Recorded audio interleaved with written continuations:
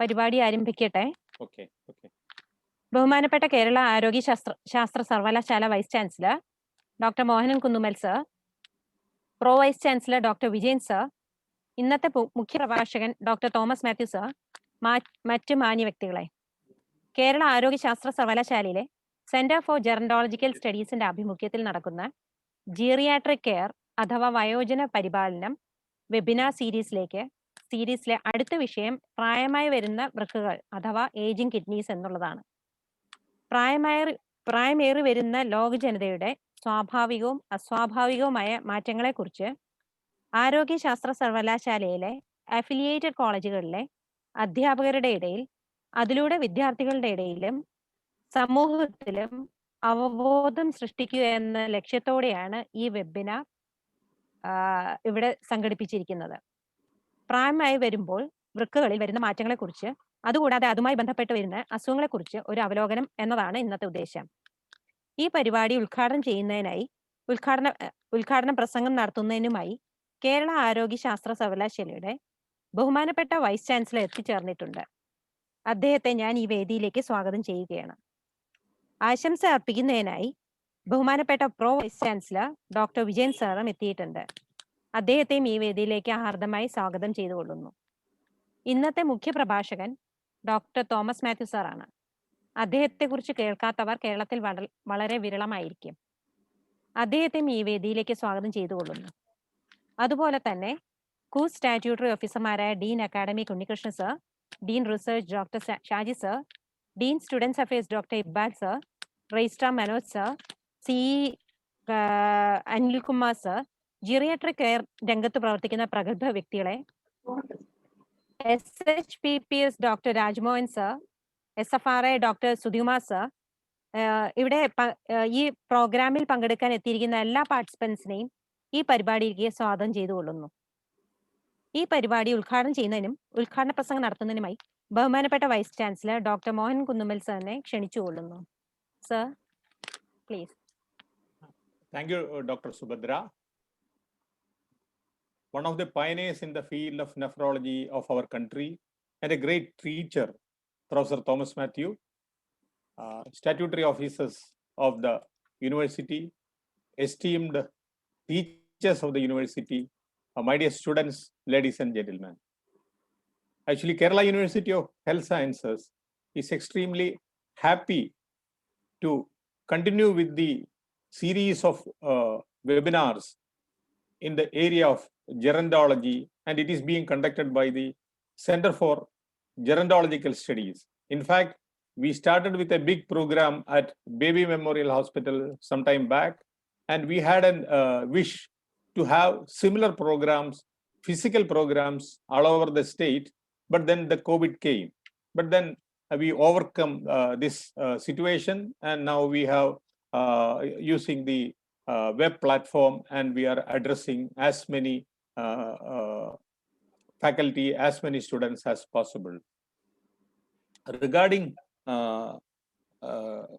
aging kidney, which Professor Thomas Matthew is going to talk, we all know that each and every organ, as we get old, will become aged, and normally there will be deterioration naturally. There is no doubt about it. And we have covered many organs, and we have covered various aspects of aging through the various discussions we had. In fact, we are planning to come out with a monograph of these discussions.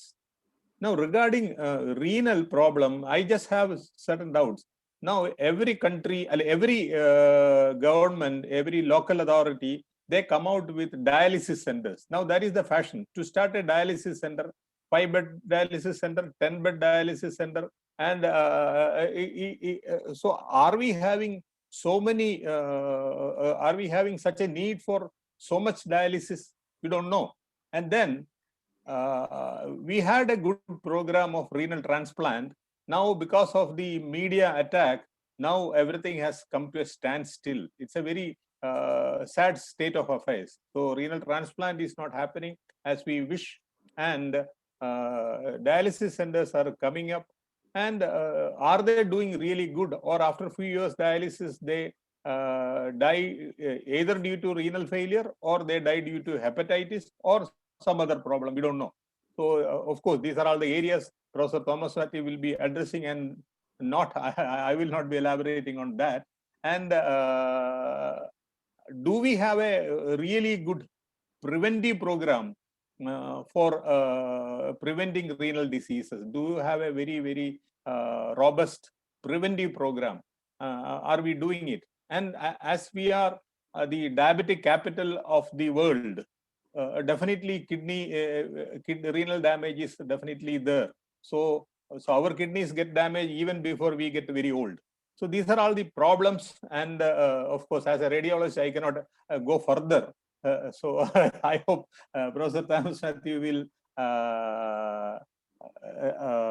tell us the current state of affairs, and so that we will become more wise.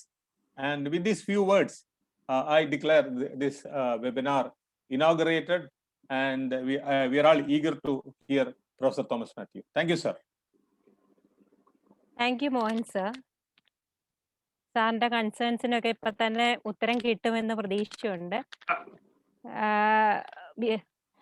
Vijayan സാറിനെ ഫെലിസിറ്റേഷനായിട്ട് ക്ഷണിച്ചുകൊള്ളുന്നു. Vijayan sir എത്തിയിട്ടില്ല. I think he could not join. So I think we will straight away start with the talk. Yeah. Sir, അടുത്തതായി നമ്മൾ കാത്തിരുന്ന പ്രഭാഷണത്തിനായിട്ട് doctor Thomas Mathew സാറിനെ ക്ഷണിക്കട്ടെ. അതിനു മുമ്പ് അദ്ദേഹത്തെ കുറിച്ച് 2 വാക്കുകൾ പറയാതെ തുടങ്ങാൻ പറ്റില്ല. അദ്ദേഹം MBBS വിദ്യാഭ്യാസം 1968 pathology medicine, obstetrics and gynaecology medicine, പത്തോളജിയിലും മെഡിസിനിലും ഒബ്സ്റ്റട്രിക്സ് ഗൈനക്കോളജിയിലും ഗോൾഡ് മെഡലോടുകൂടി കാലിക്കറ്റ് മെഡിക്കൽ കോളേജിൽ നിന്ന് 1968 പൂർത്തിയാക്കി. പിന്നീട് 1972 MD general medicine Trivandrum government medical കോളേജിൽ നിന്നും 1974 ചണ്ഡീഗഡിലുള്ള post graduate institute of medical education and research എന്ന സ്ഥാപനത്തിൽ നിന്നും DM നെഫ്രോളജി. ഇതിൽ പുറമെ അദ്ദേഹം പോസ്റ്റ് ഗ്രാജുവേറ്റ് ഇൻസ്റ്റിറ്റ്യൂട്ടിൽ നിന്ന് അദ്ദേഹം ഡയാലിസിസ് ആൻഡ് റീനൽ ട്രാൻസ്പ്ലാന്റേഷൻ അത് 1972 മുതൽ 74 വരെ ആ കാലയളവിൽ പരിശീലനം നേടുകയുണ്ടായി. അദ്ദേഹത്തിന് 1984 fellowship of Indian society of nephrology FISH അദ്ദേഹത്തിന്റെ ഈ മേഖലയിലുള്ള പ്രവർത്തനങ്ങൾക്കായിട്ടുള്ള അംഗീകാരമായി നൽകുകയുണ്ടായി. 2009 fellowship of the royal college of physicians and surgeons FRCP ലഭിക്കുകയുണ്ടായി. അദ്ദേഹത്തിന്റെ മികവ് തെളിയിക്കുന്ന ഒട്ടനവധി അവാർഡുകളും ലഭിച്ചിട്ടുണ്ട്. അതിൽ ചിലത് പ്രതിപാദിക്കട്ടെ. നേരത്തെ MBBS കാലയളവിൽ പത്തോളജി, മെഡിസിൻ ആൻഡ് ഒബ്സ്റ്റട്രിക്സിൽ ഗോൾഡ് മെഡൽ ലഭിച്ചതായി പറഞ്ഞിരുന്നല്ലോ. അതുകൂടാതെ അദ്ദേഹത്തിന് 1996 കേരള സർക്കാർ ബെസ്റ്റ് ഡോക്ടർ അവാർഡ് നൽകി ആദരിക്കുകയുണ്ടായി.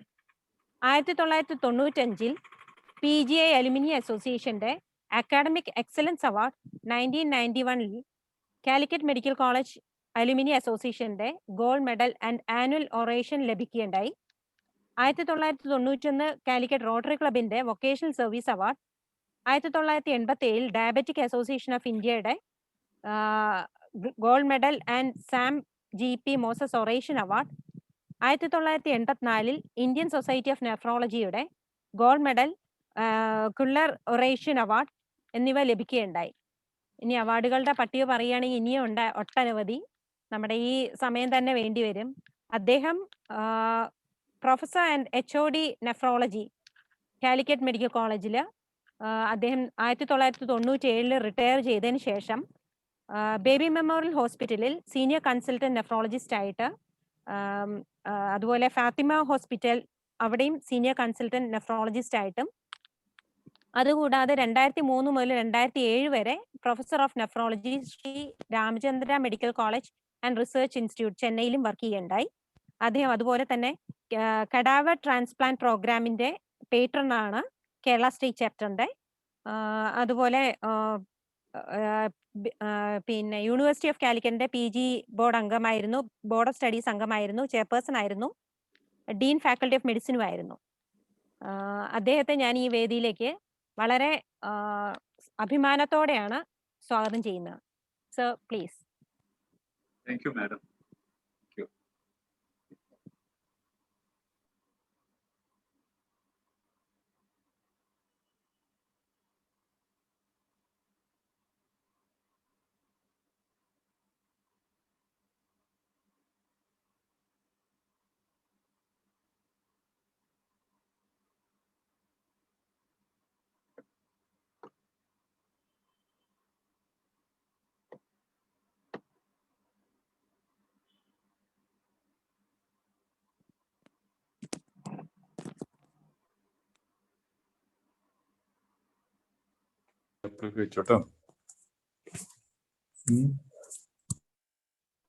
Respected Honorable Vice Chancellor, Dr. Mohanan, Department Head, Dr. Subhadra Madam, members of the faculty of Kerala University Health Sciences, dear friends, I consider it a privilege and a great honor to have been asked to talk to you this evening on the aging kidney. Thank you very much, Dr. Subhadra Madam, for having asked me to talk on this subject. And thank you very much for the nice words you have spoken. And I always have been a teacher for the last many years. Even today, I'm a teacher. And my mind always goes into telling people, teaching people, teaching the patients, teaching the relatives about how to protect your kidney from damage. As our beloved Vice Chancellor said, how to prevent the kidney disease. And if kidney disease happens, how to see that it doesn't progress to an end stage. So that has been a very important realm of activity which I have been taking. And every year we conduct some of camps in Calicut for patients, patient relatives. It's being done on the World Kidney Day. Usually it comes on the second Thursday or Friday of March. And this year also we have some program, detection and prevention. Like that, we pass on the message of kidney disease, pass on the message of prevention of kidney disease, pass on the message of how to stop the progression of kidney disease to the public. And many people are very much aware of the situation. Now, about 20 years ago, when we all started working as specialists, or 20 or 40 years ago, the concern was for diabetes. The patient വരുമ്പോൾ എന്താ നിങ്ങളുടെ അസുഖം? എനിക്ക് ഷുഗറിന്റെ അസുഖമാണ്. Now after 10 years, it changed, the scenario changed. എന്താ അസുഖം ചോദിച്ചാൽ അവർ പറയും പ്രഷറിന്റെ അസുഖമാണ്. അപ്പോൾ നിങ്ങൾക്ക് വേറെ എന്തെങ്കിലും ഉണ്ട്? ഷുഗർ ഒക്കെ ഉണ്ട് കുറച്ച് കാലമായിട്ട്. Wait for the sugar is not given. Wait is given for the pressure. Another 10 years later, that is in the 2000, patients are doctors അടുത്ത് വരുമ്പോൾ കിഡ്നി സ്പെഷ്യലിസ്റ്റ് വരുമ്പോൾ എന്താണ് അസുഖം ചോദിച്ചാൽ എനിക്ക് മൈക്രോ ആൽബുമിനാണ് യൂറിൻ എന്ന് പറയും. നിങ്ങൾക്ക് വേറെ എന്തെങ്കിലും അസുഖം ഉണ്ടോ? അസുഖമൊന്നുമില്ല. നിങ്ങൾക്ക് ഷുഗർ ഉണ്ടോ? ഷുഗർ ഉണ്ട്. പ്രഷർ ഉണ്ടോ? പ്രഷർ. അത് സൈഡ് ലൈൻ ചെയ്ത് പോയി. പിന്നെ ഈ അടുത്ത 5 വർഷമായിട്ട് വേറൊരു പ്രതിഭാസമാണ്. ഇന്നും എൻ്റെ മുമ്പിൽ ഒരു പേഷ്യന്റ് വന്നിരുന്നു 10 മിനിറ്റ് മുമ്പ്, 15 മിനിറ്റ് മുമ്പ്. എന്താ അസുഖം? എനിക്ക് ക്രിയാറ്റിനിന്റെ അസുഖമാണ്. ക്രിയാറ്റിനിന്റെ അസുഖമാണ്. ക്രിയാറ്റിൻ ഒരു അസുഖമല്ല. Creatine is produced by diabetes, produced by hypertension, produced by various other conditions. So ആ ബേസിക് ആയിട്ടുള്ള അസുഖത്തിനെ പറ്റിയൊക്കെ മറന്നിട്ട് ആളുകൾ കൂടുതൽ ബോധവാന്മാരാകണം. ബോധവാന്മാരാകുമ്പോൾ പഴയ കാര്യം മറന്നു പോകും. Very sad state.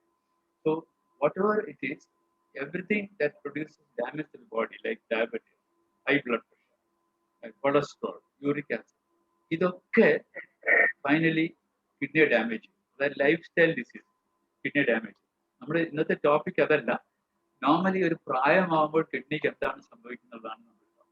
So I'll take you to that first few slides.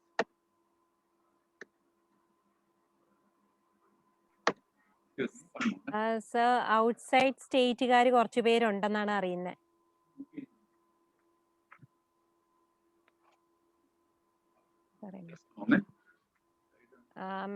Thomas, ഔട്ട്സൈഡിൽ നിന്ന് കുറച്ച് പേരുണ്ടെന്നാണ് അറിയുന്നത്. അതുകൊണ്ട് language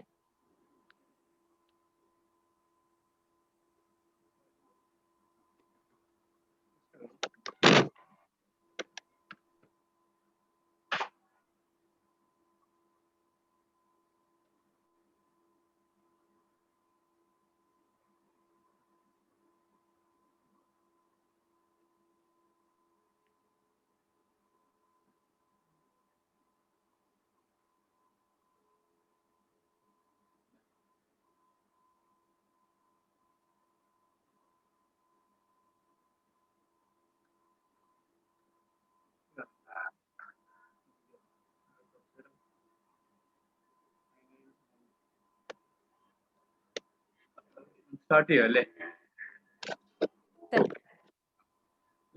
ഏജി kidney.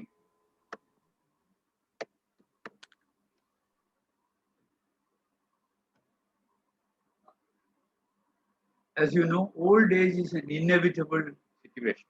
Old age is definitely inevitable. And aging, the British English says that it's AGEING, and the American English says AGING. Whatever it is, it's an accumulation of changes in a person over time. Aging in humans refers to a multi-dimensional process of physical, psychological, and social change. Some dimensions of aging grow and expand over time, while others decline. Now, aging is a constant and predictable sequence of events involving the growth and development of living organisms. Aging in humans is recognized as a multi-dimensional process encompassing physical, psychological, and social alterations. It is associated with a decline in physiological homeostasis. Now, the number of aged people in the country, in the world over, the World Bank has given statistics in 2017. They say in Japan, 27% of the population is aged, that is above the age of 70 years. In Italy, it is 23%, Portugal is 22%, and in USA 15%, and in India is 6%. Now, aging is unavoidable of life of all living creatures. However, it is very poorly understood process that involves genes, environmental changes, and chance. Age is an independent contributor of morbidity and is fundamentally due to cellular degeneration or senescence and faulty repair. It is inevitable in all species, with possibly one exception of the genus Hydra. Now, Hydra is a genus of small freshwater organisms of the phylum Cnidaria and class Hydrozoa. They are native to the temperate and tropical regions. Biologists are especially interested in Hydra because of their regenerative ability. They do not appear to die at all of old age, or indeed, they do not age at all. That's probably only organism in the world who does not become old. Now, Professor Richard Glassow, the past president of American Society of Nephrology and a very important nephrologist all over the world, is a proponent of kidney become aged and what happens in the kidney. So, I will go through some of the scientific aspects which is well known at the moment about the aging of the kidney.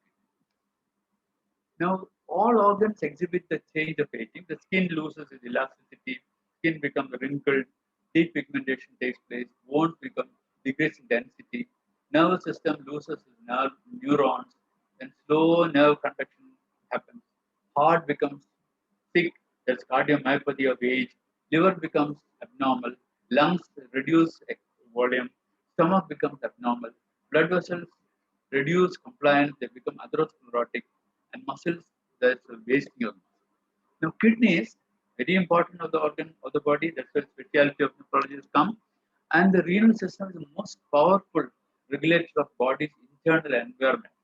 Now, healthy kidneys are essential to maintain homeostasis and stable conditions in which the cells can function optimally. They have various functions, including removal of waste products such as urea, uric acid, creatinine, toxic breakdown products of drugs are removed from the body by the kidneys. They regulate the blood pressure and the blood volume. Then electrolytes are maintained, acid-base balance is maintained. Then erythropoietin is a hormone produced by the kidney, which keeps the RBC maturation in order so that person do not become anemic.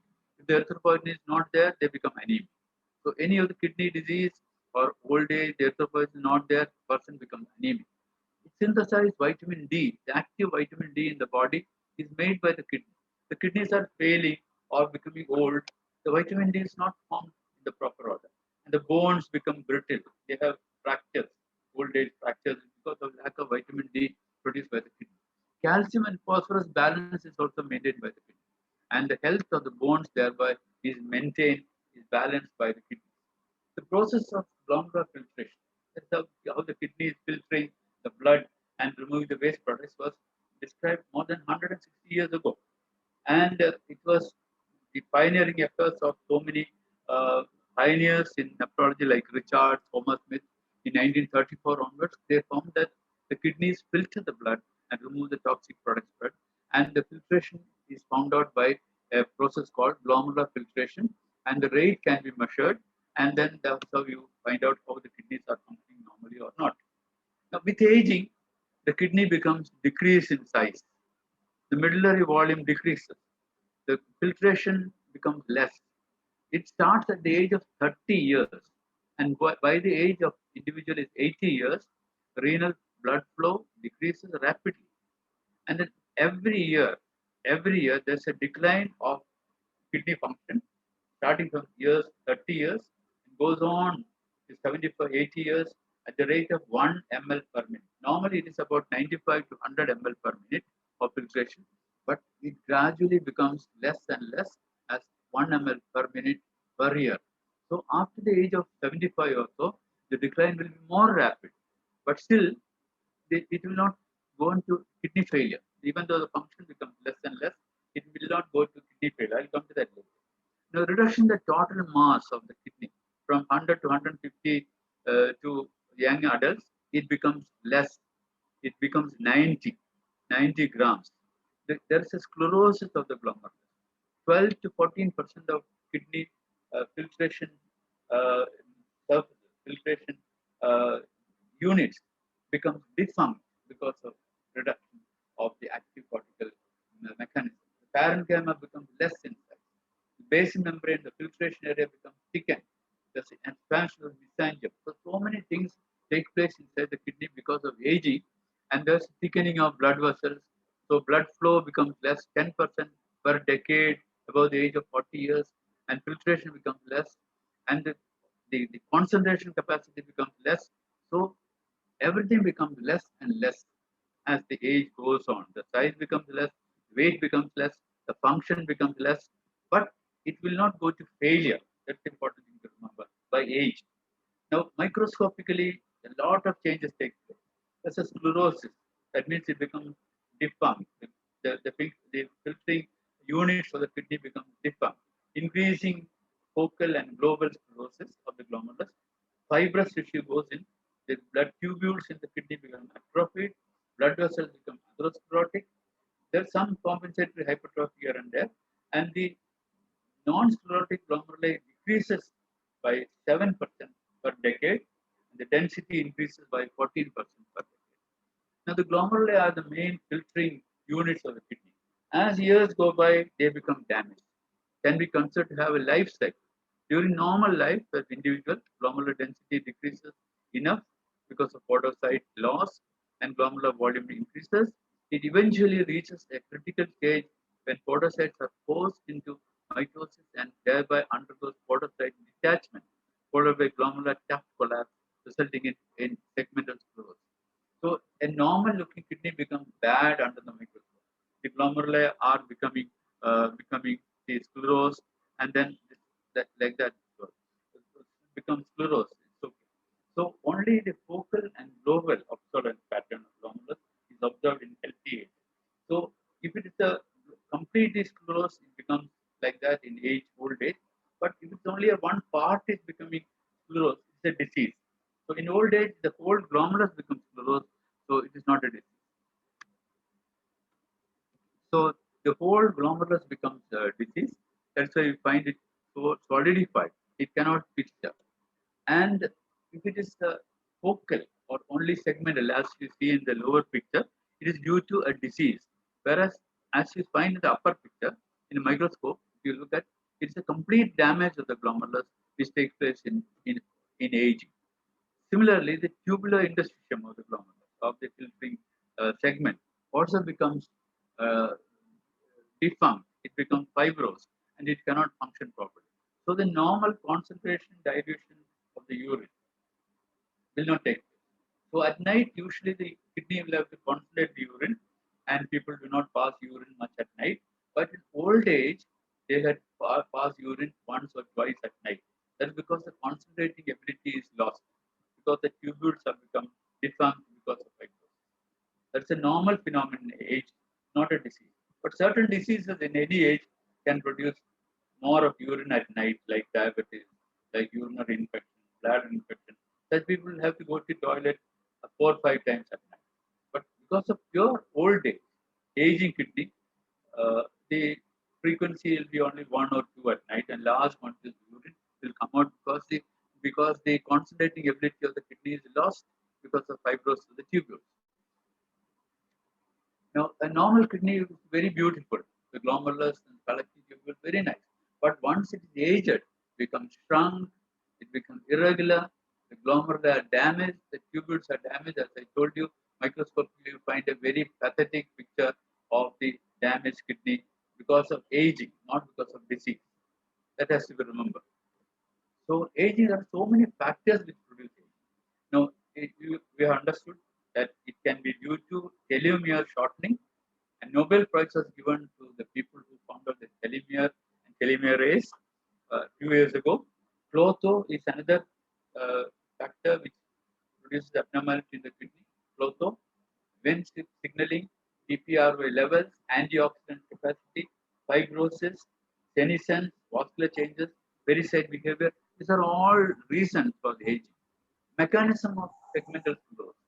The degeneration, apoptosis, detachment of podocytes, change in the blood vessel, extracellular matrix is increased, intimal proliferation is increased, intrarenal shunting capillary blood vessels is there, intrarenal sympathetic tone is increased, vasoconstriction is increased. So many factors take place. Similarly, oxidative stress is more in the aged people. Continuous generation of reactive oxygen species and reduced antioxidant capacity in aging lead to cellular stress and mitochondrial injury, leading to apoptosis, glomerulosclerosis, tubular interstitial damage, and similarly, another important antioxidant which is normally present, sirtuins, are diminished with age and leads to oxidative stress. And this oxidative stress will damage the kidney without a disease. Telomere shortening, as I mentioned earlier, telomeres are nucleotide sequence that act as defensive cap protecting the genetic material. The length of telomere declines with age. It becomes shorter and shorter, and the lifespan is decided by that. Now, oxidative stress, chromosome instability, cellular instability, senescence, and the photo. Now, Clotho is a Greek goddess, the goddess of death. She cuts the lifespan with the scissors. Now, Clotho is very important in maintaining the telomere activity, and that's also part of the aging. In Clotho becomes defunct, and then it becomes the genes become less and less in size. Now, Clotho expression becomes less as age grows. The anti-aging Clotho gene, which induces antioxidant enzyme manganese superoxide dismutase, is expressed less in old age and cannot and leads to aging process of the kidney. High calorie intake, very important. Sedentary life is a lifestyle disorder. Obesity, metabolic syndrome, they all lead to early aging pattern of the kidney. The obese people, the age is less. People take high calorie food, it becomes more aged internally. So it is well established that obesity can produce segmental sclerosis of the glomerulus. Increased hypoxia. In aged kidney, the angiogenic response to hypoxia fails and instead it becomes fibrous. So decreased vascular endothelial growth factor and increased angiogenic thrombopoietin 1 result in capillary loss and glomerulosclerosis. Disordered repair. Normally repair should take place in the body, continuous repair, regeneration. But as age becomes abnormal, becomes older, the normal enzymatic equilibrium is disturbed and matrix metalloproteinase shifts towards fibrosis. So instead of repair, the organ becomes fibrous. So further, in aging, there are changes in the leukocyte function, promoting inflammatory activation, macrophage activation and infiltration is there, reduced expression of anti-inflammatory interleukin 10, defective upregulation of cytoprotective enzymes, and renal pericyte decline in number and adopt a pro-fibrotic phenotype. They change their pattern. Now, gender reference in renal age, very important to remember. Female hormones like estrogen, like such as 17-beta estradiol, appears to protect the renal system in women from the effects of aging, while androgens like testosterone increase the risk of renal dysfunction in men. As age advances, the female urethra shrinks and its walls become thinner and atrophic. Vaginal pH changes, which can encourage abnormal microbial growth, increase the risk of urinary tract infection, and older men experience prostatic enlargement, resulting in gradual compression of the urethra, making maturation more difficult and all can lead to carcinoma of the prostate as age advances. Now, the prostate, which normally is the size of a walnut, stage of 2025 goes on increasing in size to a gold size in 35 years, and it becomes a lemon size at the age of 50 or 60 years, and becomes a cricket ball size at the age of 70 or 80, and person will have difficulty in voiding urine or frequent small urine, thin stream of urine, and then finally will require a tube to be put in to pass urine, or incontinence will happen. Unless you do the surgery, this cannot be produced inside. It's a part of aging process. Now, impaired renal repair, as I mentioned, in young adult kidney, about 1% of renal cells are able to divide and proliferate. This declines with age. Repair doesn't take place. The chemical signaling pathways coordinate cell division and repair, but it also becomes impaired. Diet, as already I mentioned. So there are so many things which decrease as age goes by vascular density, antioxidant capacity, telomere length, autophagy, and the clotho all become less.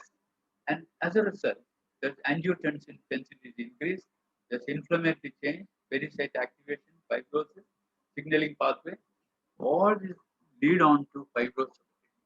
So renal aging will show microscopic changes and macroscopic changes, as I mentioned.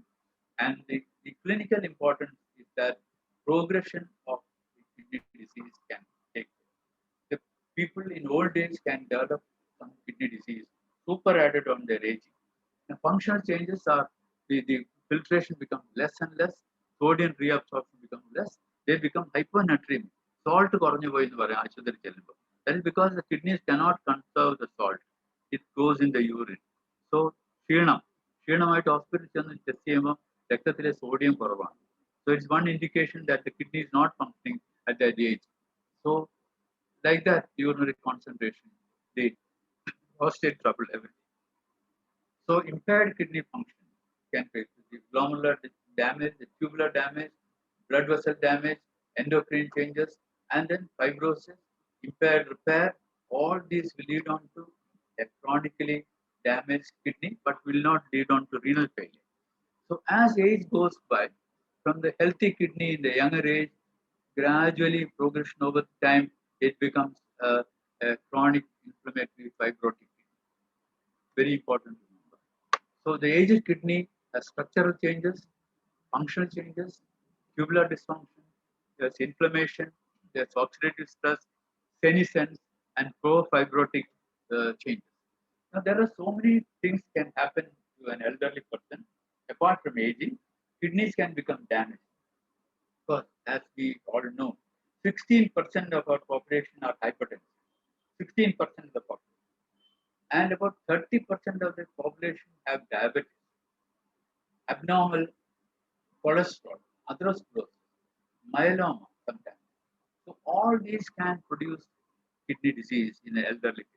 So super added on the aging, these systemic diseases. Then you have particular renal diseases, very specific to the kidney, like membranous disease, mesangial disease, autoimmune disease, lupus erythematosus, anti-GBM disease, minimal change disease, focal segmental sclerosis. These are very specific kidney disease. So old age also is not spared of this kidney disease, even though these are common in young people.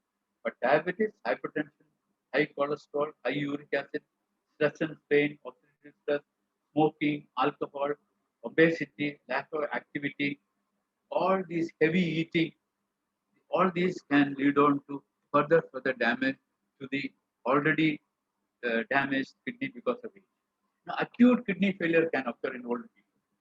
It can be because of some shock, cardiac shock, or septicemia, or loss of blood, septic shock, or some injury due to drugs, especially antibiotics, some non-inflammatory drugs like phenacetin, caffeine, then antibiotics like cephalosporin, penicillin, sulfonamide, rifampicin, ciprofloxacin, some diuretics, some radio contrast medium for angiography that you use the radio contrast, and cancer chemotherapy, allopurinol, cimetidine, captopril. These drugs can produce a sudden fall in the kidney function in certain people, not for everybody. So one has to be careful. If the old age people, when these drugs are given, the dose has to be adjusted so that it will not hamper the kidney's function further.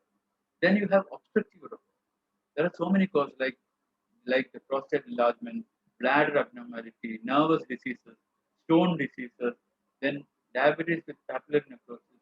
The urethra becomes strictured. So these are the conditions which can hamper the kidney function further in an old man. Now, malignant disease like prostatic malignancy, bladder malignancy, pelvic tumors, colonic malignancy, retroperitoneal fibers, tumors, etc. All these can hamper the already damaged or fibrous kidney, producing kidney failure. Now, other diseases which can affect the aging kidney are interstitial nephritis, very urinary tract infection, stone, tumors, and sometimes some simple cysts. No, the global prevalence of chronic kidney disease is very, very important. Among adults aged 65 and more, 1 in 5% has chronic kidney disease. If you examine everybody, you don't examine people, everybody like that. They won't have much symptoms. But if you check the urine, if you check the glomerular filtration rate, you'll find 1 in 5 people above the age of 65 has already got the kidney damage. In female, 1 in 4, and people aged 75 or more, 2 in 5 male and 3 in 5 female. In European Union, it has been said that 1 in 3 adults are at risk of chronic kidney disease. In our country also, we have investigated certain places in our country and found that 1 in 10 adults have some kidney disease in them without their knowing. Because by the time they know that they have a disease, already 50% of kidney is damaged. That is the funniest thing about kidney disease is that the manifestation appear externally only when the kidney is damaged 50% or more. Before that, you cannot detect clinically. You have to go for laboratory investigation. That's why we always tell that up to the age of 30 years, every year we should have a checkup of urine and blood to see the cardiac function, renal function, diabetic status, as well as cholesterol, uric acid, and the kidney function. Very, very important. After the age of 60 years, at least once in 6 months, you should get the urine check for any abnormality, blood sugar check, cholesterol check. So it is very important. Now, during the past 15 years, there has been increased interest in the aging kidney and finding out how glomerular filtration rate goes on, because the large population study says that the incidence of kidney disease is very high. Is it really true or not? They have been investigating and found that old age produces fall in the glomerular function without change in the kidney function as such, without a disease. Because of age only, it becomes less and less. So you have to differentiate between a diseased person and a person without disease at old age. It is important to note that people without a disease but with low kidney function, their urine will be normal. Urine will not have abnormality. So only a clearance of creatinine clearance or a glomerular filtration rate will be lower, but they won't have diabetes, they won't have hypertension, they won't have urinary protein. That's how you differentiate between a disease with age and a disease without age, but with an abnormal function of the kidney as shown in the laboratory. Now, kidney failure can be classified into 4 or 5 different age groups: mildly decreased, moderately decreased, severely decreased, and finally kidney failure, depending on how we estimate the filtration rate. So, in old age, the filtration becomes less, as I told you. The age of 20 to 30, filtration is very good. Glomerular filtering more than 116 ml per minute. But as age goes on, as you find in the chart, by the age of 40, 50 years, it becomes 99. Then further increase in age, it becomes 93. Then becomes 85. And by the age 70 years, the kidney function goes to 75% of the normal. So this is very important. At this stage, if they have some other disease associated with it, the kidney function will be further decreased. And at this 75% of kidney function, they are prone for injury by the drugs, by contrast media, by shock, hypotension, sepsis, etc. So we have to remember that old age people should be very carefully monitored, very carefully looked after. Then anyone with a GFR of less than 60 ml, they are usually labeled as a kidney disease person. But old age, we have to be careful because we should see that they do not have a disease, but their glomerular filtration rate might be low. So therefore, unintended consequences are prevented. Inappropriate labeling a non-diseased population as having chronic kidney disease has to be careful.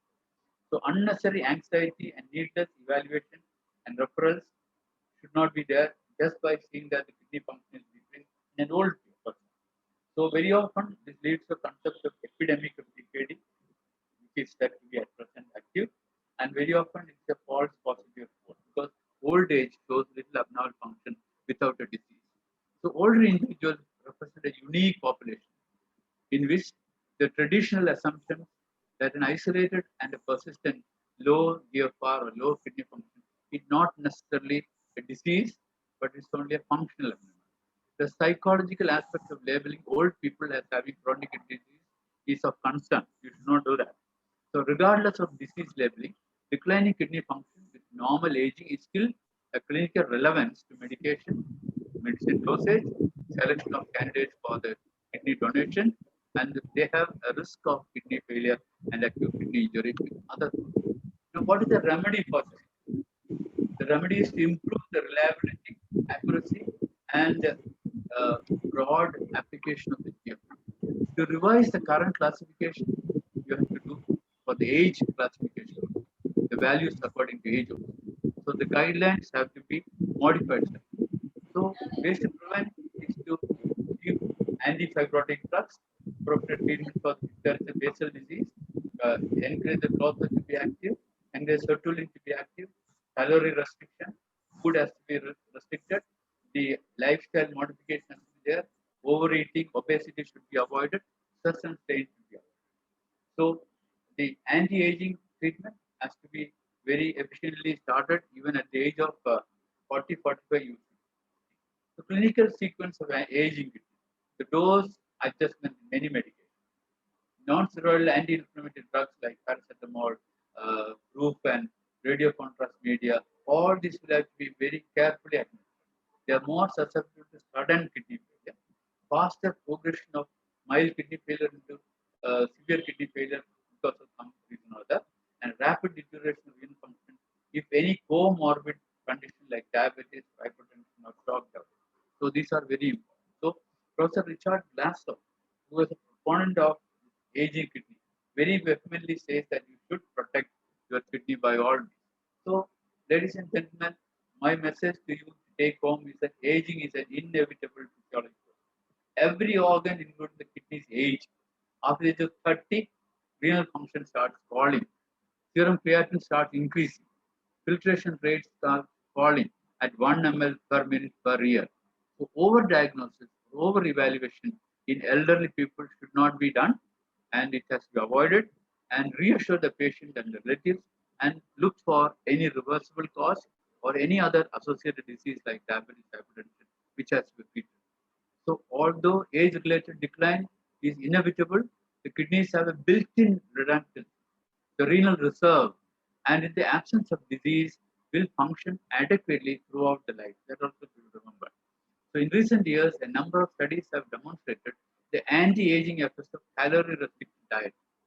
Calorie-restricted diet becomes very important. For every disease, the important thing is diet. Right from childhood, you should see that the diet which people take should be very much controlled and should be with adequate calories, never in excess. Protein should not be in excess. Salt should not be in excess. Fat should not be in excess. So lifestyle diseases, diet, very, very important at the young age as well as old age. So long-term restriction of calories appears to be effective at reducing the effect of renal aging with vascular damage, glomerular sclerosis, and tubular fibrosis. Now, ladies and gentlemen, thank you very much for the patient listening. And to the queries which beloved Vice Chancellor has mentioned, we always do the preventive talking and preventive measures to prevent chronic diseases. Anybody with diabetes is asked to check their urine for early evidence of kidney failure like proteinuria, microalbumin to be checked every 6 months, and if there is anything, to see the doctor. Now, dialysis centers have come very much in all over the place, so that's only life maintaining problem for kidney failure patients. So that's why more and more dialysis centers have come in every city. Now, I am happy to inform you that I was the first person in our state to start dialysis in our state. In 1972-74, we started dialysis in Calicut Medical College. Thereafter, the dialysis centers have sprung up in every city, in every nook and corner of our state, and people with kidney failure are treated very well over here. So thank you very much for the patience.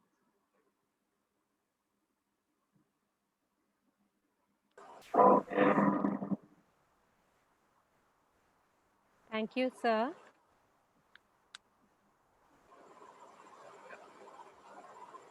ആർക്കെങ്കിലും സംശയങ്ങൾ ഉണ്ടെങ്കിൽ chat ബോക്സിൽ എഴുതിയിടാം, അല്ലെങ്കിൽ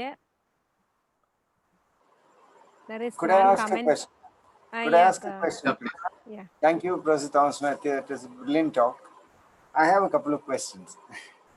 First of all, how seriously should we take microalbuminuria? You had mentioned that. Yeah. And second question, Yeah. that is, when should we start? Microalbuminuria tells you that the okay.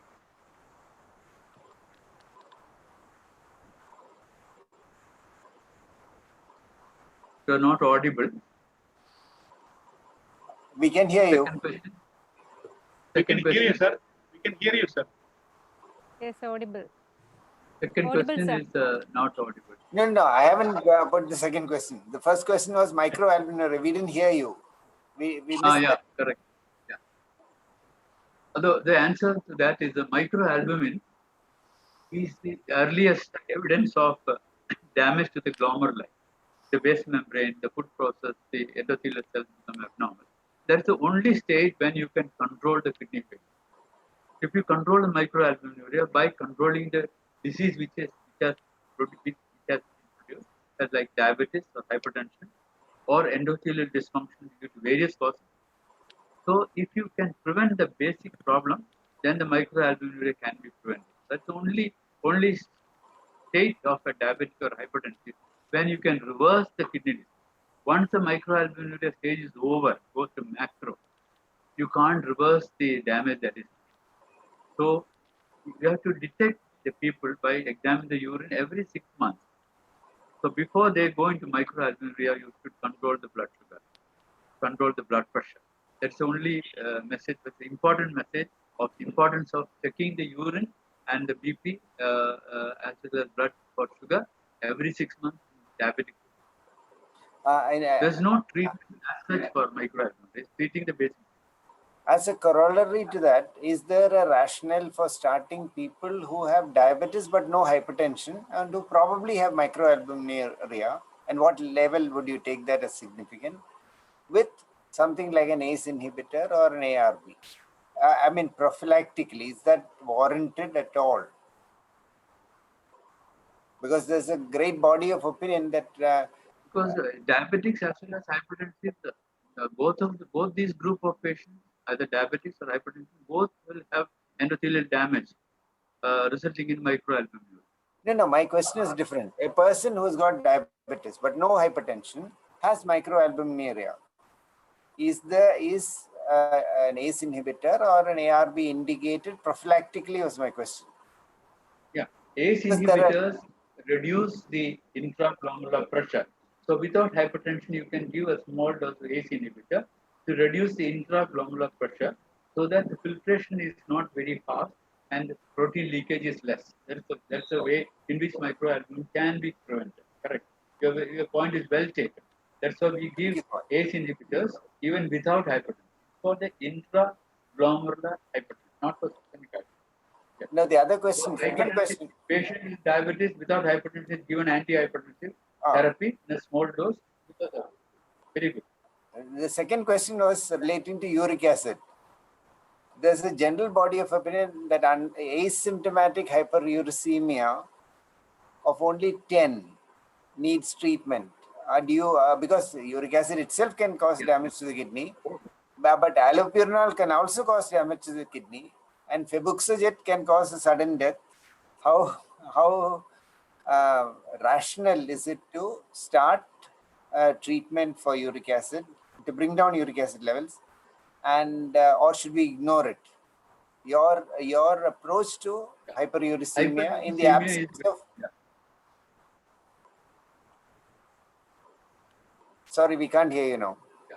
Hyperuricemia has been found to be one of the very important chemical factors that in the body which will damage the kidneys further, which will produce hypertension also. Because a lot of research papers have already come, and the proponent is Professor Richard Johnson of the US. He has proposed even taking fructose in large quantity, which is in honey, which is in fruit juices, which is in Sorry, we fruits, missed that. will lead Will on you to repeat that? hyperuricemia, and hyperuricemia will lead on to chronic kidney disease. Undoubtedly proven in experimental animals, in human beings, even in children. There are obese children in the school whose uric acid is high.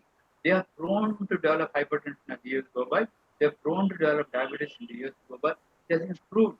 And the hyperuricemia is one of the important factors which we have to reduce with more than 7 milligram percent in an adult and with more than 6 milligram in a child for that matter.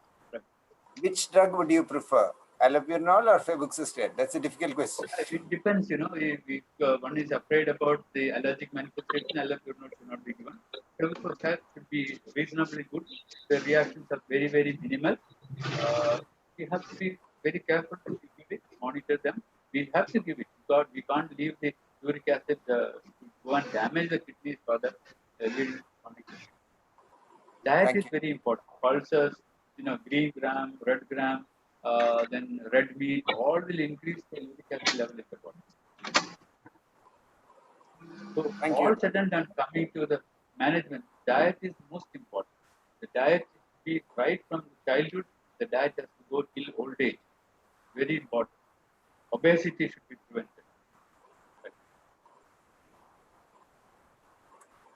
Thank you, Krishnan sir, and thank you, sir. And there is one question. How much is the role of inadequate sleep in progression of age-related kidney diseases? Pardon, I couldn't get the point. Inadequate sleep and progression of age-related kidney disease. That is a question from AS. If you find the kidney disease, how to prevent the progression? No, the That's the role of question? inadequate sleep. That is a question. Sleep. Role of Inadequate sleep in progression of disease, kidney disease. ഉറക്കത്തിന്റെ inadequate പോരായ്മയാണ്. sleep. Yeah, sleep. Because there's a very important question which has come. There's a normal diurnal rhythm for every individual. Diurnal rhythm. This diurnal rhythm is very important for the normal health of every organ of the body. You have to sleep properly at the correct time. Minimum 5 to 6 hours of sleep is required for a person. The sleeplessness, continuous night duty, invariably produces hypertension, malignancy, kidney disease, psychological disease, etc. Umpteen number of studies are there turning the rhythm abnormal. Abnormal diurnal rhythm of the body will lead on to disease of the many organs. No doubt about it. It has been proved beyond doubt. That's why continuously night duties are not given even the staff sisters.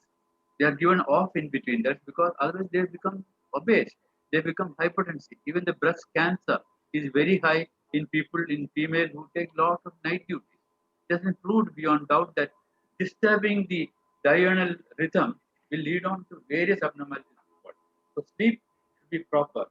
6 to 8 hours for children and 5 to 6 hours for young adults and 5 to 6 hours for the older people. Very essential. Okay, thank you, sir. There Any is other also a question? comment. Yeah. There is a comment from Sarah Verghese ma'am that the book Lifespan by David Sinclair is related to gerontology and which is very relevant for doctors and layperson. That is a comment from Sarah Verghese ma'am. And there is another one, exercises for the aged kidney with reference to incontinence and frequency without any systemic diseases. Is there any comment from you, sir? Yeah. Exercises for the aged kidney. Exercises for the urinary problem. The urologists have certain exercises to strengthen the pelvic muscles, and how they have to get trained how to prevent the incontinence of urine. There is pelvic exercise are there. Very often it is given for the females, and males also will require that exercises. The physiotherapist or urologist will guide them as to what exercise. That's what you have to rule out neurological damage. you have to rule out prostate enlargement. If it's only a muscle power defectiveness, it can be corrected by proper exercise. Right. There is another question. There is a can you proportionate with creatinine level and renal damage with percentage? It was mentioned earlier, but there is a question in the chat box. Renal damage and the percentage of creatinine level proportion. Yeah. No, the creatinine starts increasing when above the normal value of 1.2 or 1.3. When 50% of kidney function is damaged, only it will increase. Up to damage of 50%, the creatinine remains normal. Now, creatinine of 2 tells that the renal function has fallen by 60%. Creatinine of 3, the kidney function has gone by 70%. And creatinine of 5, the remaining kidney function is only 5%. They are in stage 5 kidney disease. So, creatinine level tells us the function of the kidney. 5 creatinine is very bad.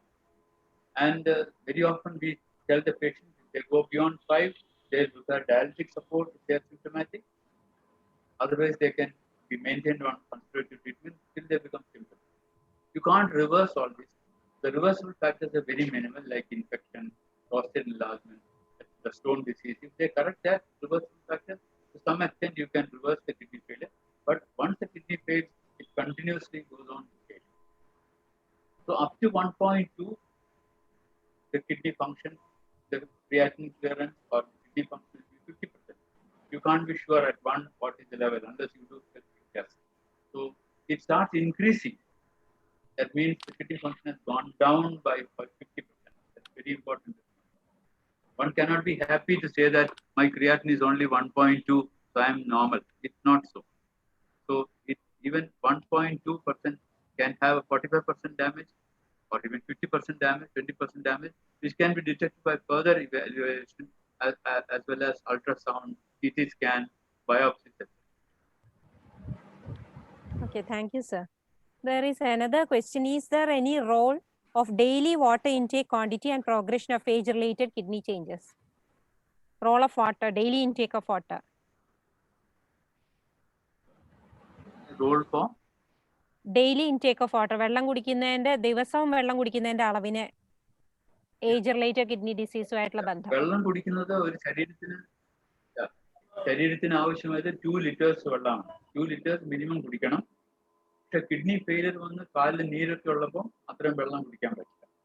Over intake of വെള്ളം, ചിലർ പറയും 4 glass വെള്ളം രാവിലെ തന്നെ കുടിക്കണം. I don't think it is correct. അങ്ങനെ kidney strain ചെയ്യേണ്ട ആവശ്യമില്ല. ശരീരത്തിന് ആവശ്യമായിട്ട് 2 liters definitely required. Certain people, urinary infection or stone disease ഒക്കെ ഉള്ളവർക്ക് 3 liters, 3.5 liters നമ്മൾ അഡ്വൈസ് ചെയ്യും. ബട്ട് അല്ലാതെ കിഡ്നി ഫംഗ്ഷൻ നന്നാകണമെന്ന് പറഞ്ഞ് അധികം വെള്ളം കുടിക്കുന്നത് ഒരു സയന്റിഫിക് ആണെന്ന് തോന്നുന്നില്ല. Don't think it's correct. But വെള്ളം കുടിക്കാതിരിക്കുന്നത് കുഴപ്പമാണ്. ഒരു 2 liters എങ്കിലും വെള്ളം വേണം. കുടിക്കാതിരുന്നാൽ ഈ ക്രിസ്റ്റൽസ് ഒക്കെ ഫോം ചെയ്ത് സ്റ്റോൺസ് ഒക്കെ ഉണ്ടാകാൻ സാധ്യതയുണ്ട്. All the waste products will have to go out into the urine. ശരീരത്തിലെ പ്രവർത്തിക്കുന്നു. including creatinine, acids, urea, all these abnormalities, potassium, ഇതെല്ലാം ശരീരത്തിന് ആവശ്യമില്ലാത്തത് യൂറിനിൽ കൂടെ പോകണമെങ്കിൽ ഇനഫ് ഓഫ് വെള്ളം നമുക്ക് കുടിക്കാൻ പറ്റും. That's important. Another question is with the intake of fruits in more amount. Like to say something? Which fruit? Fruits, any fruits, intake of fruits, does it prevent the progression of kidney damage? പഴങ്ങൾ കഴിച്ചാൽ kidney damage കുറയ്ക്കുമോ? ഇല്ല, ഒന്നും തോന്നുന്നില്ല. Unlikely. So what about something like tomatoes? Since they are rich in oxalates, will that? There are certain drugs which contain lot of calcium and calcium oxalate. Drugs like food like tomatoes, cabbage, cucumber, spinach, ചീര, ഇതിലൊക്കെ crystals ഉണ്ട് ഒരുപാട്. ആ crystals കൊണ്ട് stone form ചെയ്യാൻ tendency ഉള്ള ആളുകൾക്ക് ഇതൊക്കെ കുറച്ച് അവോയ്ഡ് ചെയ്യുന്നത് നന്നായിരിക്കും. ക്യാബേജ്, കുക്കമ്പർ, ടൊമാറ്റോ, എല്ലാവർക്കും അല്ല. സ്റ്റോൺ ഫോർമേഷൻ ടെൻഡൻസി ഉള്ളവർക്ക്, ഫാമിലി ഹിസ്റ്ററി ഉള്ളവർക്ക്, അല്ലെങ്കിൽ ഗൾഫ് രാജ്യങ്ങളൊക്കെ എക്സ്ട്രീം വെതർ ചേഞ്ചസ് ഉള്ള സ്ഥലത്ത് ചൂടിൻ്റെ അടുത്ത് ജോലി ചെയ്യുന്നവർക്ക് ഒക്കെ ഇങ്ങനത്തെ ഭക്ഷണങ്ങൾ കഴിച്ചാൽ ക്രിസ്റ്റൽസ് കൂടുതൽ ശരീരത്തിൽ ഉണ്ടായി അത് സ്റ്റോണായി മാറും. അതുകൊണ്ടാണ് ഓക്സൈഡ്, കാൽസ്യം ഓക്സൈഡ് അധികമുള്ള ഫുഡായി ചോക്ലേറ്റ്സ് ഒക്കെ. There is one more question related to any intake of any type of beverage as a habit will positively or negatively affect age-related kidney damage. Any type of beverages. And beverages. No Yeah. beverage is good for the body. All beverages produce damage to every organ of the body, including kidney, liver. Beverages are not good at all. The beer gives a diuretic effect. Beer കുടിച്ചാൽ കുറച്ച് urine കൂടുതൽ പോകുന്നല്ലാതെ it's of no use for the kidney. So all beer കുടിച്ചുകൊണ്ടിരുന്നാൽ uric acid കൂടും. Uric acid kidney damage ചെയ്യും. So any type of alcohol or a drink of that nature will produce some damage to the organ, especially liver, kidney, everything. Dr. Gomati, please. Yeah. There is another question. Cranberry has any good effect on kidney health? Yeah, cranberry is said to have an antiseptic or antibiotic effect in the urinary tract. So cranberry juice is given to people to prevent further infection. It is used abroad as a drink. Cranberry used not as a medicine as such. It can prevent. It can have a negative action on the infection in the bladder. But very often it's not available in our state. But abroad, it's very often people take as a as a preventive measure for cranberry. There is another question that is about the restriction of protein intake. Radhika Prakash needs more explanation on that. Protein intake ഒരാൾക്ക് ഒരു ദിവസം 1 gram per kilogram body wait, അതായത് 60 kilogram wait ഉള്ള ഒരാൾക്ക് 60 gram വരെ protein കഴിക്കാം. അതിൽ കൂടുതൽ ശരീരത്തിന് ആവശ്യമില്ല. അത് കൂടുതൽ കഴിച്ചാൽ അത് പ്രോട്ടീൻ ബ്രേക്ക് ഡൗൺ ചെയ്തിട്ട് ഉണ്ടാകുന്ന പ്രൊഡക്റ്റാണ് ക്രിയാറ്റിനും യൂറിക് ആസിഡും ഒക്കെ അതിൽ നിന്ന് വരും. സോ അതെല്ലാം അധികമാവും. So 1 gram per kilogram body weight ആണ് പ്രോട്ടീൻ ചേരുന്നത്. അപ്പോൾ നമ്മൾ അറിഞ്ഞിരിക്കണം മീനിൻ്റെ അകത്തെ പ്രോട്ടീൻ ഉണ്ട്, മീറ്റിൻ്റെ അകത്തെ പ്രോട്ടീൻ ഉണ്ട്, മുട്ടയുടെ അകത്തെ പ്രോട്ടീൻ ഉണ്ട്. അതനുസരിച്ചിട്ട് അവരുടെ വെയിറ്റിനനുസരിച്ച് ഒരു ഡയറ്റ് എടുത്തിട്ട് നമ്മൾ പ്ലാൻ ചെയ്ത് എത്ര പ്രോട്ടീൻ കഴിക്കാൻ പറ്റും. But never more than 1 gram. കിഡ്നിക്ക് എന്തെങ്കിലും കുറച്ച് കേടുണ്ടെന്ന് കഴിഞ്ഞാൽ അത് 0.75 ആക്കണം. കിഡ്നി ഫെയിലർ ഉണ്ടെങ്കിൽ 0.5 gram per kilogram body weight പറ്റും.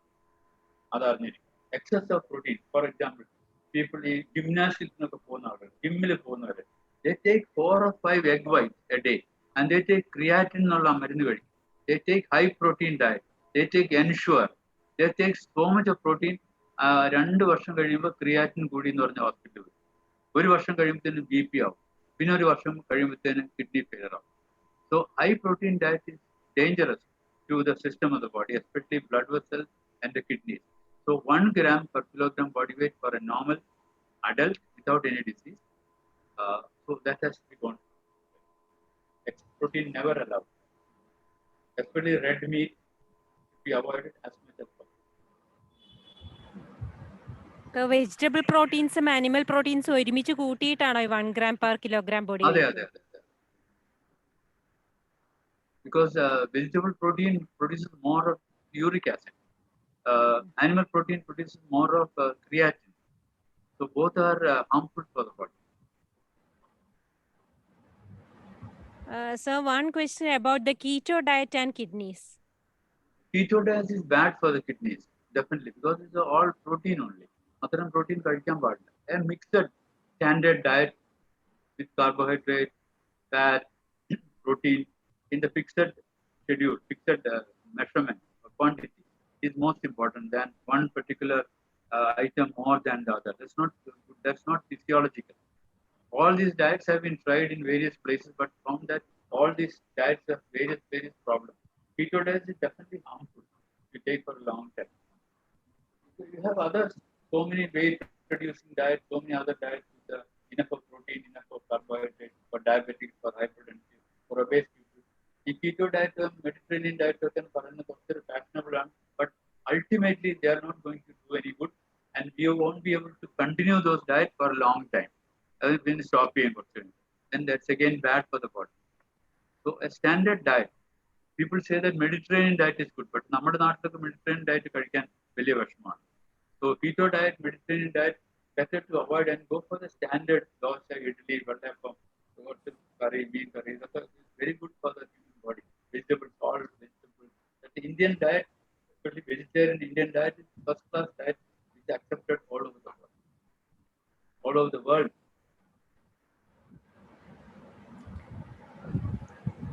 So there is any advice against toxins in vegetables and fruits? Stopping. Toxins. ഈ വെജിറ്റബിൾസും ഫ്രൂട്ട്സും ഒക്കെ കഴിക്കുമ്പോൾ പൊതുവെ എല്ലാവരും അതിലെ ടോക്സിൻസ് ആണ്, അതുകൊണ്ട് അത് അവോയ്ഡ് ചെയ്യണം എന്നുള്ള രീതിയിലാണല്ലോ പറയുക. അത് കിഡ്നിക്ക് കേടാണെന്നുള്ള അർത്ഥത്തില്. മനസ്സിലായില്ല. ഫുഡിലെ പ്രത്യേകിച്ച് വെജിറ്റബിൾസും പ്രോട്ടീൻസിലെയും ടോക്സിൻസിനെ കുറിച്ച് എല്ലാവർക്കും ഒരു ഭയം പൊതുവേ ഉണ്ട്, കിഡ്നി എഫക്ട് ചെയ്യാനുള്ള സാധ്യത പറഞ്ഞിട്ട്. അതിൽ എത്രത്തോളം ശ്രദ്ധിക്കും? Pesticides, okay. Pesticides is damage. That's true. Pesticides is bad for the body. നമുക്ക് എന്ത് പെസ്റ്റിസൈഡ് ഇവർ ഇടുന്നത് നമുക്ക് അറിയാൻ പറ്റില്ല. So as long as possible, pesticide ഇല്ലാതെ ഓർഗാനിക് ഫുഡ് കഴിക്കാൻ ശ്രമിക്കണം, which is not possible. And then wash the vegetables very clearly, very nicely wash it. That's all that we can do. We are living in a world which is all very bad. Atmosphere is bad, food is bad. So എല്ലാം restrict ചെയ്ത് quantity ഒക്കെ കുറച്ചിട്ട് സംശയമുള്ളതൊക്കെ നല്ലോണം കഴുകി വൃത്തിയാക്കി possible get only the green vegetables which is grown in the normal circumstances without much of pesticide. Pesticides will damage various organs of the body. There's no doubt. Pesticides, water. നമ്മുടെ ആന്ധ്രാപ്രദേശും തെലങ്കാനയിലൊക്കെ one particular chronic kidney disease is there, which ഫാമിലിയിലുള്ള എല്ലാവർക്കും chronic kidney disease.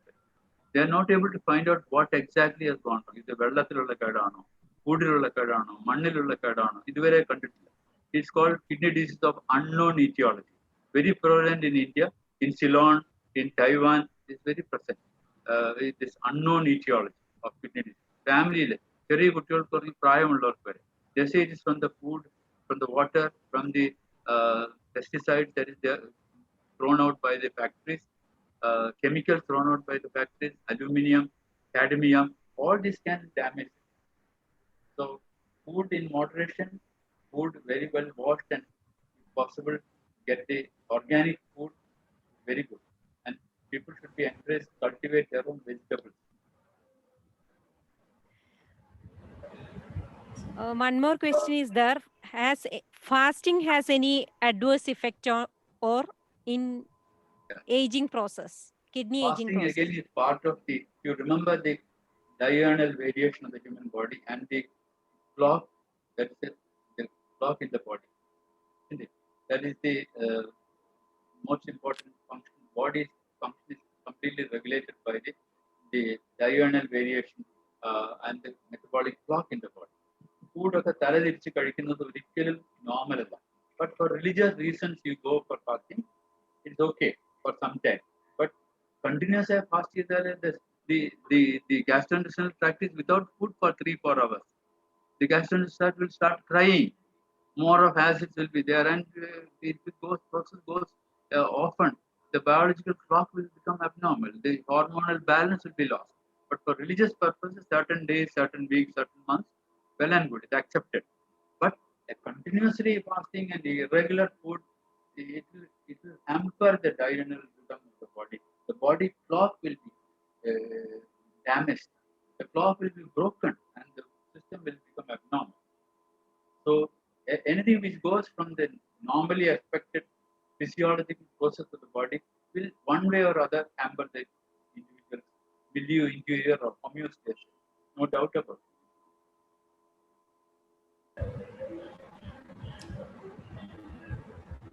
Obesity ട്രീറ്റ്മെന്റിൽ എങ്ങനത്തെ diet ആണ് follow ചെയ്യേണ്ടി വരിക renal disease prevent ചെയ്യാൻ obesity ട്രീറ്റ്മെന്റിൽ?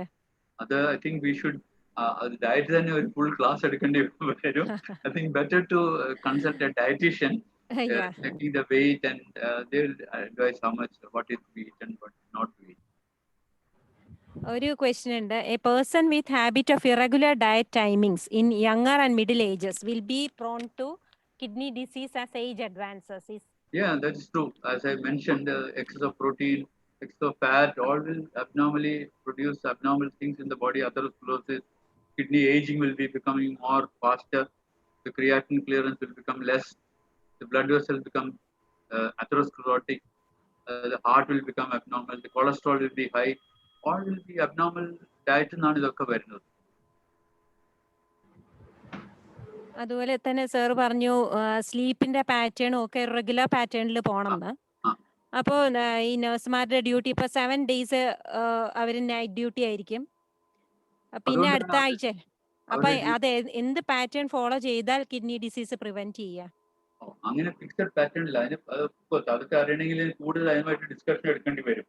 ഞാൻ അതിലേക്ക് ഒന്നും പോയിട്ടില്ല. But I was telling that these are all well studied.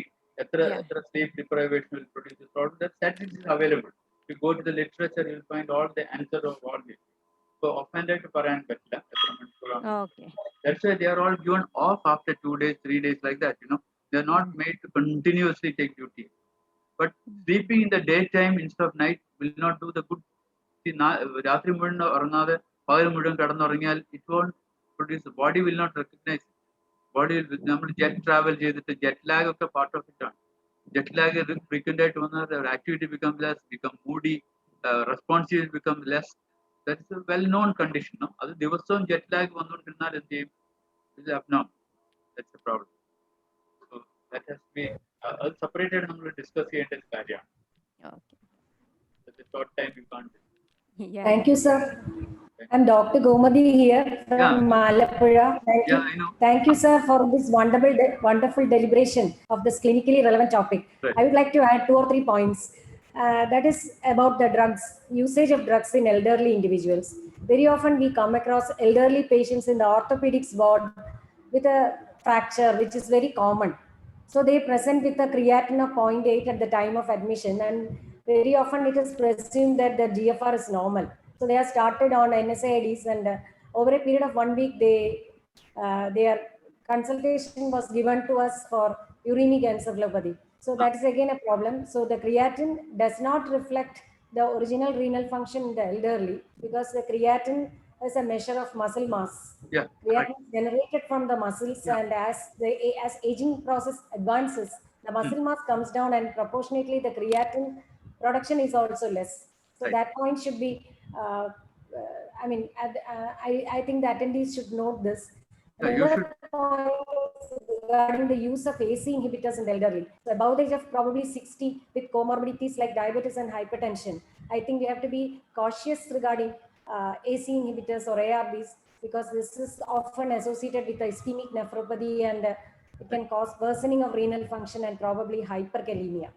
So that is one which I would like to. Then another thing, madam was asking about the fruits and vegetables, the toxins. Some fruits are themselves, they are proved to be toxins, like which is widely available in our state, like Ilimpambuli. So the sir knows that, and so many reports are there that excessive consumption of Ilimpambuli in the form of achar, pickles, or in the form of wine can cause both acute kidney injury as well as chronic kidney disease. So in this COVID era, when the beverage was not available, people used to take this Ilimpambuli wine, and we had 2-3 cases from with acute kidney injury during this time. So that is to be taken, and this fruits and vegetables in moderation helps to prevent the progression of kidney disease, because it contains a lot of alkali, which is helpful in prevention of kidney disease, because kidney disease is associated with acidosis. So that is what I would like to add to this. And regarding the uric acid is said to be associated with endothelial dysfunction, through which it can cause probably damage to major organs, including kidney. So there is and also anti-uric acid therapy has been shown to reduce the progression of kidney disease. So in some studies, which has not been proved beyond doubt in large studies. So that also to be taken care of. Dr. Gomadi, your points are very well taken, very valid. Now, Ilimpambuli, it contains a lot of oxalate crystals, full of oxalate crystals. And Ilimpambuli, അത്യാവശ്യം കഴിച്ചുകൊണ്ട് കുഴപ്പമില്ല. അതിന്റെ juice ഒക്കെ ആക്കി കുടിച്ചു കഴിഞ്ഞാൽ in excess, definitely they'll become acute kidney injury, and long-term consumption will produce stones of. Right. Thank you. Thank you so much. Thank you, Gomati ma'am. Thank you, sir. Right. Thank you. Just one question about Yeah. the uric acid controversy. The rheumatologists do not want anti-uric acid therapy started till the uric acid crosses 10. And we all know that uric acid can damage the kidneys. So what's the via media? What's the consensus? There are at least 2 nephrologists, senior people here. What do you think? Gomati, you can tell. We usually give anti-uric acid lowering therapy for patients because we have studies, meta-analysis have proven that uric acid lowering has been shown to improve the endothelial function. Thereby, it may prevent the progression of kidney disease. So CKD patients, earlier thinking was that only when the creatinine is more than 9 or 10, we start uric acid lowering therapy. But now we start even if it is above 7 or 8. Small dose we start. No, that is as far as creatinine is concerned. What about uric acid? Uric acid level, did I miss that? No, uric acid asymptomatic, no kidney dysfunction, No, accidentally found to have a uric acid of 6.8 or 8.3 or whatever. Should we start anti-uric acid therapy was the question. first of all, you can reduce the uric acid level by dietary modification. You can try That that. apart, no, I'm asking about Metabolic therapy. syndrome, excessive food consumption can also lead on to increased uric acid level along with a high non-veg diet. So we may try those dietary aspects first. And usually there is no consensus regarding the anti-uric acid lowering therapy for an asymptomatic hyperuricemia.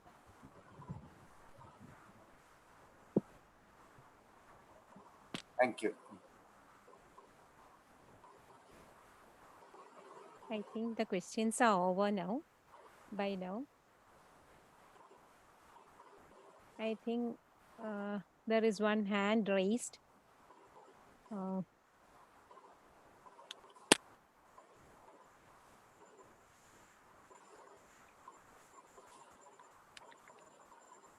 Those who want to ask any questions can unmute themselves and ask.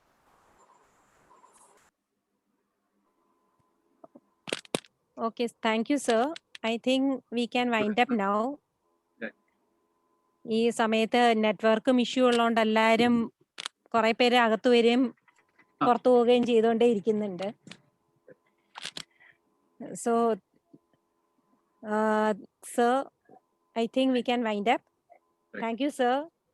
ഇപ്പോൾ ഇതുവരെ പറഞ്ഞതിൽ kidney damages, ageing കിഡ്നിയുടെ peculiarities, അതിൻ്റെ structure, അതിൻ്റെ function, അതിൻ്റെ clinical changes എല്ലാത്തിനെയും കുറിച്ച് sir പറയുന്നതിനോടൊപ്പം തന്നെ അസോസിയേറ്റഡ് ആയിട്ടുള്ള കോമോർബിഡിറ്റീസ് എങ്ങനെ കിഡ്നി ഡാമേജസിനെ കൂട്ടാമെന്നും എന്തൊക്കെ ശ്രദ്ധിക്കണം എന്നുള്ളതിനെക്കുറിച്ച് വളരെ ഡീറ്റെയിൽഡ് ആയിട്ട് സാറ് അത് ഇത്രയും ചെറിയൊരു സമയത്തിനുള്ളിൽ പറഞ്ഞു പോയിട്ടുണ്ട്. അതിൻ്റെ കൂടെ തന്നെ കുറേ സ്പീക്കേഴ്സും പാർട്ടിസിപ്പൻസും ക്വസ്റ്റ്യൻസ് ചോദിച്ചിരുന്നതുകൊണ്ട് അതൊരു ആക്റ്റീവ് സെഷനായി തീർന്നിട്ടുണ്ട്. ആദ്യം തന്നെ സാറ് ചോദിച്ച ഉടനെ തന്നെ സാർ സമ്മതിക്കുകയും ചെയ്തത്. പക്ഷേ കമ്മ്യൂണിക്കേഷനിൽ കുറച്ച് ഗ്യാപ്പ് ഉണ്ടായിരുന്നു എന്ന് തോന്നുന്നു. ഞാൻ ആദ്യം മുതലേ മെയിൽ ഇടുന്നത് സാർ കണ്ടിരുന്നില്ല എന്ന് തോന്നുന്നു. പക്ഷേ thank you sir for such A nice presentation sir.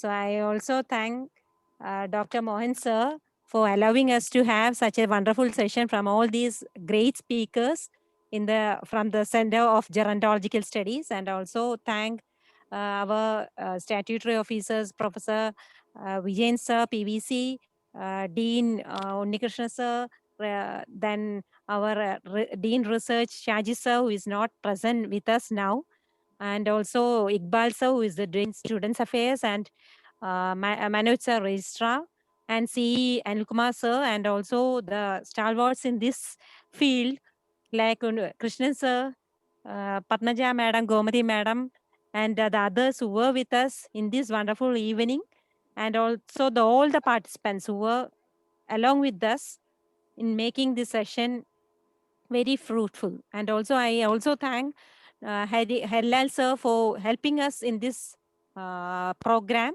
and also Geeta madam who helped us with this program, and all the colleagues of me for helping me in this program being fruitful and possible. So thank you, sir, and have a wonderful evening. Thank you, sir. Thank you so much. Thank you, Thomas Matthew, sir. Thank you. Thank you.